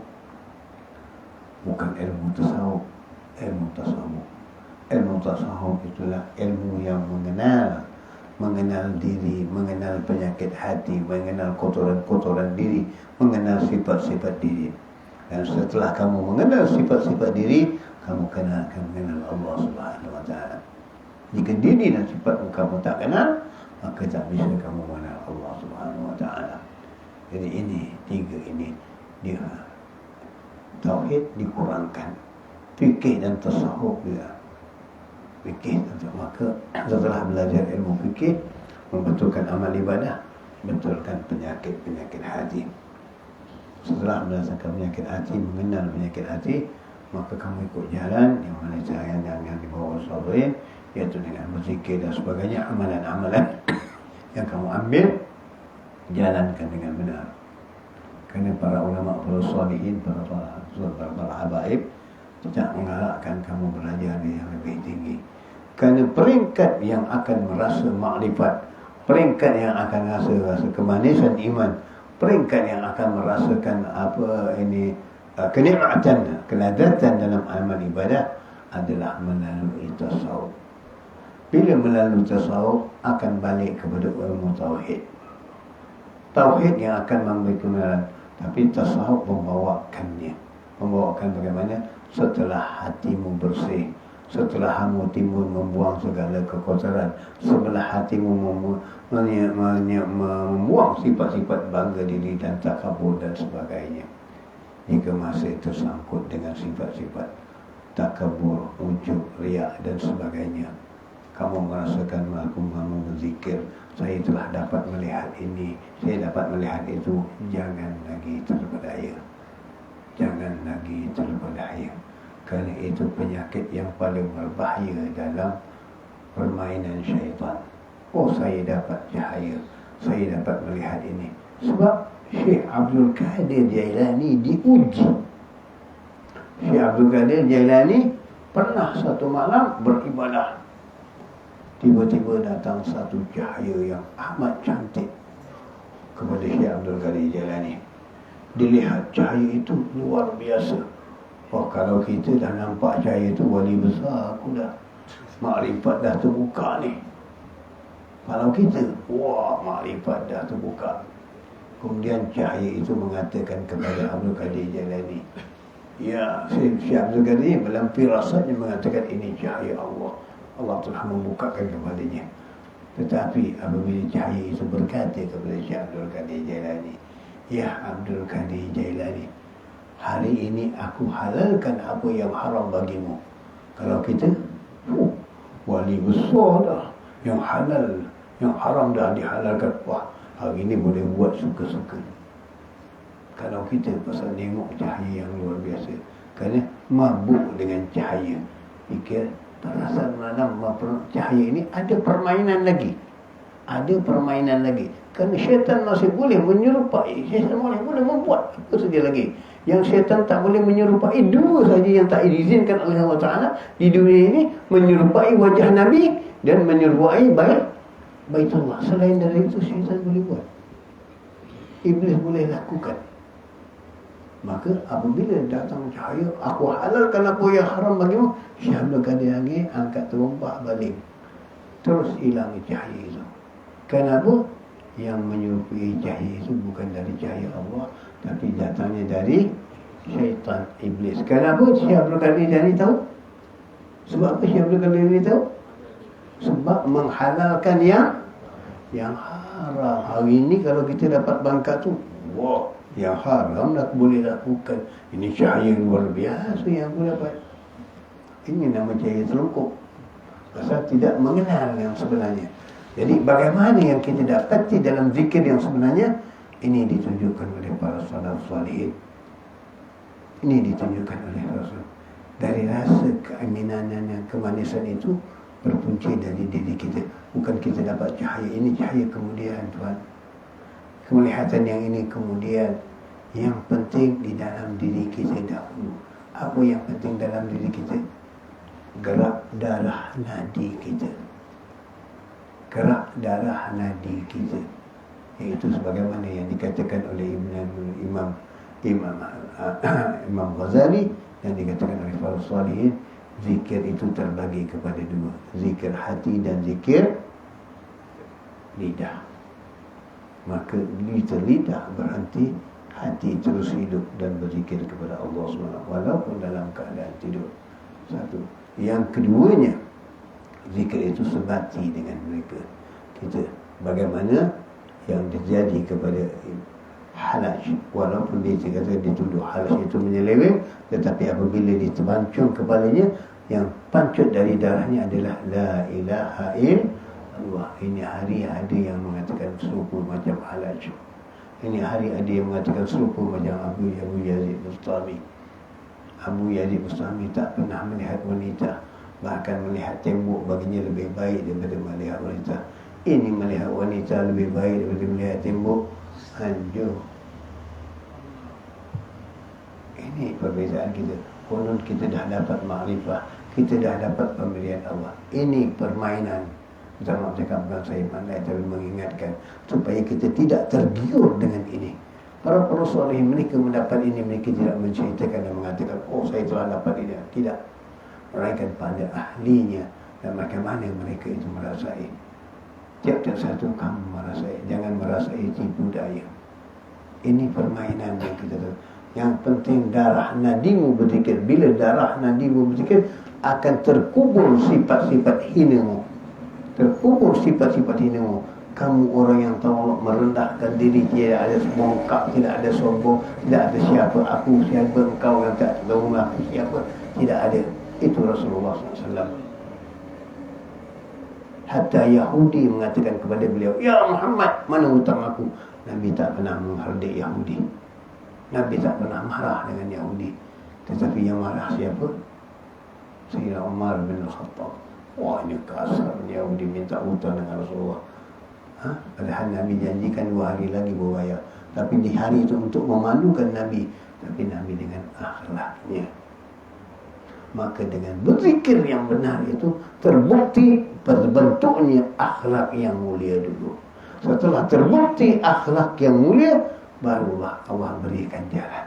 Tetapi kalau masih ada bukti sombong, bongkar, mengatakan siapa aku, kau tak kenal aku, belum sampai, tuan-tuan. Kita takut tipu daya dan permainan. Sebab itu para salaf salihin duduk. Sebagaimana kata satu orang, apabila datang kepada satu orang guru, Tuan, aku ingin belajar Ismullah al-Azam. Kerana apabila mereka ini sampai kepada mereka ini Ismullah al-Azam. Apabila tauhid dan ini bersatu, maka sampai kepada mereka Ismullah al-Azam. Maka sampai kepada Ismullah al-Azam, murid ini mengatakan kepada gurunya, Tuan Guru, tolong ajarkan saya Ismullah al-Azam. Kata guru ini, sabar dan bertenang. Pertama, ada dua orang. Ini saya ceritakan sikit biar kita faham. Jangan kita ini ambil waktu sikit Pasal ini dah terjadi hari ini. Maka saya ceritakan untuk memberikan pandangan saja. Menerima atau tidak hak tuan-tuan. Saya pun masih bodoh lagi pun, zikir pun tak rasa nikmat. Zikir pun rasa elio je ni. Tu dia. Jadi ini mereka ini berzikir, maka dua orang ini. Satu orang kata guru itu, kenapa kamu minta zikir Subhanallah azam? Apa kata murid ini? Saya tadi petang berjalan di satu tempat, melihat satu orang tua yang tak ada salah, tak ada apa, tak ada salah, tak ada apa. Tiba-tiba didatangi satu orang muda, dipukul orang tua ini. Tiba-tiba dipukul orang tua. Tak ada salah, tak ada apa. Saya lihat orang tua tu tak salah lagi. Belum menyeberang jalan. Kalau menyeberang jalan ganggu kenderaan dia atau apa, boleh. Tapi tidak, masih di tepi jalan dan tak mengganggu langsung. Tapi sihat pemuda ini datang terus memukul orang tua ini. Saya badan kecil, saya takut nak lawan. Tapi kalau pada saya ada Ismullah Azam, saya hancurkan orang muda itu tadi. Apa kata guru itu? Wahai fulan, ketahuilah bahawa orang tua yang dipukul itu adalah guruku. Orang tua yang dipukul itu adalah guruku. Masih menerima, tak menjahannamkan. Bagaimana Rasulullah dibaling dengan batu. Malaikat datang untuk menghampak dua makhluk yang dia di Taif, tapi Rasulullah tidak katakan apa-apa. Bahkan Allah mempilih kaum fainahum la ta'lamun. Ini sifatnya. Ini sifat yang ada kemuliaan ini, baru merasakan nikmat amal ibadah, baru dirasakan pembukaan yang sebenarnya oleh Allah Subhanahu Wa Taala. Jadi kita hari ini gopoh nak cepat buka sana, nak cepat buka sini, nampak sana, nampak sini, akhirnya tertinggal nanti. Kerana banyak serpihan-serpihan yang kita tak lalui lagi. Dan begitu juga ini. Maka mereka itu mempertahankannya. Mereka itu membuktikan dan mereka itu tidak langsung mengatakan apa-apa. Maka mereka diam. Jadi itu sebab minta maaf cakap kalau saya salah. Waktu dalam perjalanan tarekat para salaf salih, para baik usulnya belajar ilmu tauhid, minta maaf bukan kata saya umum yang ada di sana. Tak ada dalam sifat A, B, C, alif, Allah tu A, lam tu lala, gini macam-macam lah yang saya tengok dalam tu. Ada kalimatnya kalimat begini, tapi dalam salafus salihin tidak dibuka itu semua. Kamu akan merasai sendiri apabila kamu telah beramal, dan 4 jalan itu yang kamu buat, tempuh kamu akan dapat. Kata Habib Salman Salih Al-Bahar, iaitu pertama, muamalahmu, perjalanan hidupmu seharian, bagaimana kehidupanmu, kemudian mujahadahmu, dan kemudian mujahadamu, dan kemudian mukasyafahmu, kemudian musyahadamu. Kamu akan lihat sendiri pada Habib Salman Salih Al-Bahar. Jadi kamu gopoh nak mencari, saya tarekat, saya baca zikir. Apa yang kamu dapat dari zikir itu, yang kamu seolah merasakan, jangan sampai kamu tertipu dan terlena dengan itu. Itu sahaja. Dan saya tak berani nak bahaskan lebih. Pasal ini keadaan hari ini yang saya tempuh, yang saya lihat. Minta maaf cakap bukan saya pandai, tidak. Tapi hati-hatilah dengan perjalanan ini. Kerana kami dinasihatkan oleh guru kami begini, jangan kamu mendadak. Kalau hak kamu dan magammu dan apa yang Allah nak beri kepada kamu, yang tetap akan sampai dan tetap akan Allah berikan. Kalau hakmu dan magammu, tak akan lari. Tapi berbuatlah, jangan gopoh apa. Berbuatlah dengan cara ini. Ini kita cari banyak-banyak, berzikir banyak-banyak, bagus, Alhamdulillah. Tapi tujuan matlamatnya satu, bila nak dapat hijab, bila nak buka hijab, bila nak rasakan ini, kita yang mencari itu. Bila kita mencari itu, ingat kata Ibni Atta'illah. Ingat kata Ibni Atta'illah. Yang kamu cari itu bermakna kamu seolah bangga dengan Allah Ta'ala. Saya telah berzikir banyak, jadi seolah sekarang saya boleh perintah Allah, bukakan saya hijab. Itu maksudnya kata Ibni Atta'illah. Sedangkan bukan hak kamu dan bukan zikirmu hanya akan kembali kepadamu, bukan kepada Allah Subhanahu Wa Ta'ala. Inna Allah la yaswarukum wa la yakin Allah yang suruh qulubakum. Allah tidak melihat kepada kehidupanmu, kepada amwalamu, kepada hartamu, tetapi Allah melihat kepada hatimu. Bagaimana hatimu beramal, kemanisannya, keringatanmu kepada Allah, tawadukmu kepada Allah. Ibrahim Adham, seorang raja, dicampak keluar, tak mengatakan, kau tak ingat aku raja. Tidak. Dibuang semua martabatnya, dibuang semua.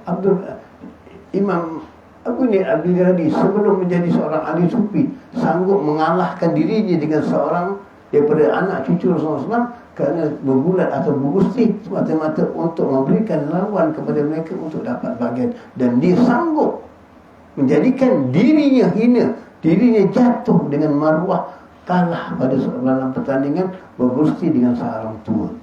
Padahal Imam Jarir dia tahu juara. Ini pengorbanannya. Kalau kita masih nak dipuji, masih diangkat, walau berzikir macam mana, belum lagi. Mereka tidak mencari pujian, mereka tidak minta diangkat. Yang mereka cari zikir cinta kepada Allah dan cari redha Allah. Jangan salah jalan. Ini yang saya pesan. Saya tak boleh cakap lebih. Jadi kita cuba berhati-hati je lah. Mudah-mudahan kita faham. Pembukaannya banyak daripada salafus salih. Saya cuma menyatakan sedikit yang saya faham, yang saya ambil. Padahal perjalanannya panjang lagi, keceritaannya, huraiannya masih jauh lagi, panjang lagi. Tapi yang termampu pada malam ini setakat ini je lah. Mudah-mudahan yang hari ini kita menjadi, jangan kita tergiur dengan zikir kita, jangan kita tergiur dengan apa yang kita dapati. Permainan dalam permainan. Kerana tipu daya syaitan itu banyak. Membertabelit itu syaitan banyak. Syaitan penghulu, bukan penghulu malaikat mukarrabin, penghulu malaikat yang rendah. Ini syaitan dulu, iblis ni penghulu malaikat, bukan malaikat mukarrabin ni, ingat. Malaikat mukarrabin adalah Jibril, penghulu malaikat-malaikat yang makamnya kedudukannya rendah. Jadi tahu taktik semuanya. Jadi sebab itu dia tahu. Jadi dia tahu bagaimana nak menghancurkan kita. Jadi jangan kita lebur dengan impian-impian itu tadi. Jangan kita dileburkan dengan impian-impian itu. Bagaimana Syekh Abdul Ghani, lihat bagaimana yang pernah saya ceritakan, mereka yang telah mengalami keadaan yang luar biasa, tapi tipu daya daripada jin dan permainan jin dan sebagainya. Inilah kefahaman kita, inilah pencarian kita. Di mana kita akan mencari? Itulah sebabnya carilah guru-guru yang benar, guru-guru yang murabbi, guru-guru yang benar, tidak merasakan apa-apa tentang keduniaan ini. Ini yang kita ikutilah guru-guru yang betul-betul cari. Maka itulah yang kita kongsi bersama-sama. Mudah-mudahan kita dapat pada mereka yang murabbi kepada kita, yang mendidik rohani kita yang sebenarnya. Kita tidak terkeliru dengan jalan-jalan yang ada, yang tertipu. Yang hari ini memang minta maaf cakap, saya lihat orang dalam tarikat, orang dalam cari nak rifat, orang dalam mencari nak mengenal. Kenal dirimu. Man arafa nafsah faqad arafa rabbah. Dan setelah itu kenal nafsumu, kenal apa yang kamu jalan dengan Allah Subhanahu Wa Taala. Jika kamu kenal, Allah akan buka. Tapi kalau kita masih tak mengenal, bila mengenal diri, hilang segala sifat mazmumah. Yang mana sifat yang Allah tidak pernah. Sebabnya satunya sombong dan takabur, yang mana syaitan memakainya, syaitan sendiri lebur. Hanya sifat sombong dan takabur itu adalah hak milik Allah Subhanahu Taala, bukan kita. Jadi kalau kita masih memakai sifat itu, kau tak kenal aku siapa, kata Allah, yang kita dapati jangan jadi keliru nanti. Itu saja yang saya pesan. Mudah-mudahan sedikit pada malam ini kita fikirkanlah baik-baik, jangan kita tergelincir dan sebagainya. Mudah-mudahan Allah berikan kita jalan dan kita pengenalan dan kemanisan dalam kita menghadapi amal ibadah. Amin ya rabbal alamin. Bismillahirrahmanirrahim. Alhamdulillahirabbil alamin. Wassalatu wassalamu ala sayyidina Muhammad wa ala alihi wa sahbihi ajmain. Allahumma salli ala sayyidina salatu wassalamu daiman bi dawamillah. Allahumma salli ala Rabbina fa'alna bima 'allamtana rabbi 'allamna alladhi yanfa'una ربي باكينا وباكي أهلنا وقرابة لنا في ديننا مع أهل كتب وأنثى وذكر ربي وفقنا وفقكم لما ترتضي قولا فعلا كرما وارزقي كل حلالا دائما وأهل العافية علما نحظى بخير ونفع كل شر ربنا أصلح لنا كل شيء وأجر رب في ظالمك أويل واقض عنا ربنا كل دين قبل أن تأتينا رسل من وفيدا ذاك من ستر وصلاة الله تغشى المصطفى من إلى الحق دعانا والوفاء بكتابة للناس الشفاء وعلى الآل الكرام شرفا وعلى صاحب المصالح الله اللهم اهدنا بهدى واجعلنا من يسلم برضا ولا تبلغنا وليا سوى ولا تجعل من غافل عنك وعصى حسبنا الله ولا حول ولا قوة إلا بالله العلي العظيم الحمد لله رب العالمين يا ربنا تركنا لأننا تركنا وأننا أسرفنا على لظى أشرفنا أتوب علينا توبة تغسل كل حوبة واستر لنا العورات وآمن الروعات واغفر لوالدينا ربي ومولودينا والأهل والإخوان وسائر الخلان وكل ذي محب أو جيرة والمسلمين أجمعين فاسمع فضلا وجودا منا لا باكتساب منا بالمصطفى رسولي نحظى بكل سول صلى وسلم ربي عليه أدى العبد وآله وصحبه إلى تشي صحبه والحمد للإله في البدء والتناهي أبدا ما صلى على ونبينا من قبله لا إله إلا الله لا إله إلا الله لا إلا الله محمد رسول الله صلى الله عليه وسلم كلمة حق عليها نحيا وعليه نموت وعليه بنا وصل إن شاء الله تعالى نزول برحمتك يا أرحم الراحمين اللهم سبب ما في قلوبنا واحللها ذنوبنا وأصلح بها شؤوننا ويسر بها أمورنا وارفعنا وارفعنا بها يوم محمد المنون إلا من أتى الله من قلب سليم بسر الفاتحة آمين الرحمن الرحيم إياك نعبد وإياك نستعين يعني itu saya tambah dulu tadi itu bila dengan zikir tadi yang diberikan bagaimana yang dirasakan oleh mereka-mereka yang benar-benar iaitu seperti Imam Abu Abbad Al-Burshi gurunya Imam Ibn Atha'illah yang mengkaitkan apabila nak menyentuh sesuatu barang makan yang haram nadi-nadi mereka bergerak mengatakan bergerak berdenyut-denyut mengatakan itu barang yang haram.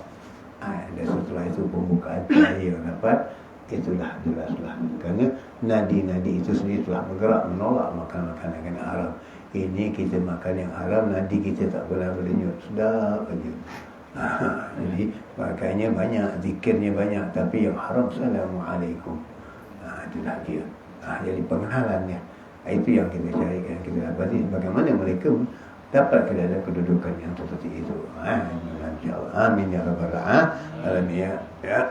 Ya Allah biha Allah biha ya Allah bi husnil khatimah ya Allah biha ya Allah biha ya Allah bi husnil khatimah li ashratul utfi min narul jahim khatimah al-mustafa wal murtada wa ibnahuma wa fatimah wa khadijatul kubra hiya li ma'ali khatimah wa bi Aisyah zatil jamal ummil kamal lil alimah wa bi binti Imran bi'i salam tazal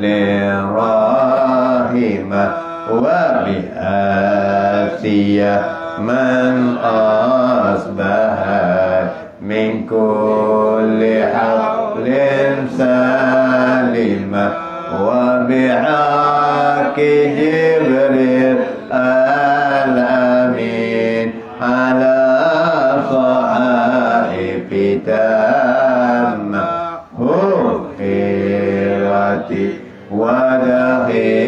وذخيرتي في الحاج يوم الطامة وكذاك في دنيا إذا جاءت العتب القاسمة وبحقهم يا ذا الجلال وبالصلاة القائمة أتوب بنا والمسلمين يا الله من كل عين لامة ومن العدا ومن الردى ومن المصائب عامة أتوب بنا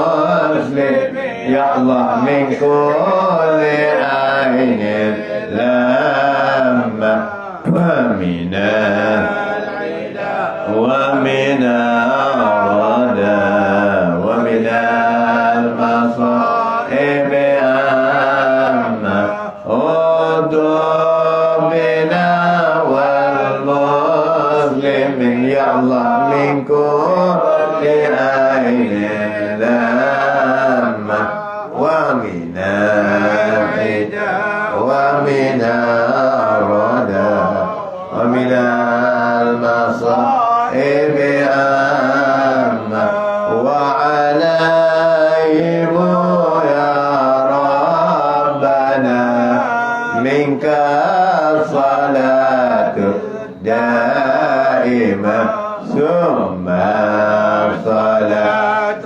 على الذي خصصته بمكالمة يا الله بها يا الله بها يا الله بحسن الخاتمة يا الله بها يا الله بها يا الله بحسن الخاتمة عند المقام قبول فاتحة أنت عليه صلى الله عليه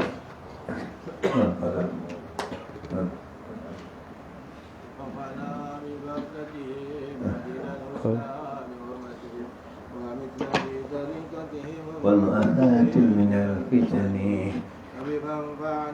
ببركتهم وماتهم وأمتنا في طريقتهم ومؤافاة من الفتن فنا ببركتهم وأهدنا الحسنى بحرمتهم وأمتنا في طريقتهم ومؤافاة من الفتن. الحمد لله. تقبل الله منكم. تقبل.